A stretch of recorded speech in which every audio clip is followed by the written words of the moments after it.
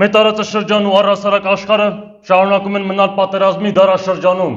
իսկ հպաղականները կարծում են, որ իրենց պարտվողական քաղաքականությամբ կարող են խաղաղություն հաստատել, առանց որևիցե ուժ ցուցաբերելու։ Կարծում են կարող են խաղաղություն բերել, եթե միայն խոսեն խաղաղության մասին, եւ ոչ մի իրական քայլ չկատարեն իսկական խաղաղություն հաստատելու համար։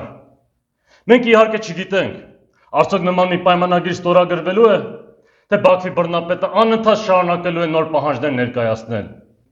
Բայց նույնիսկ եթե ստորագրվի ինչ-որ մի պայմանագիր Հայաստանի ու Ադրբեջանի միջև, դա պարզ է, որ միայն ըստեմացուցիչ է լինելու հայոց պետականության համար, եւ այդ խաղաղությունը բոլորովին չի արժանա այն թղթին, որի վրա այն ստորագրվելու է։ Մենք գիտենք, որ այս պարտված վիճակում ՈՍԽ-ի հետ խաղաղության մասին խոսակցություններն ու բանակցությունները անիմաստ են,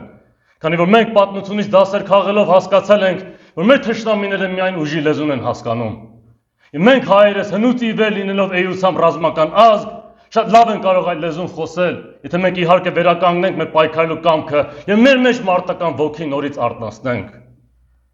Մենք հասկացել ենք, որ մեր թշնամիները միայն այս լեզուն են հասկանում եւ դեռ հազարամյակներ առաջ Հայկ Նահապետը Բաբելոնի բռնակալ Բելի կրծքին նետ մխրճեց եւ փախուստի մատնեց նրա զորքերին։ Նրանք քաջ գիտակցում են, որ մենք այդ լեզուն շատ ավելի լավ են կարող խոսել, քան իրենք։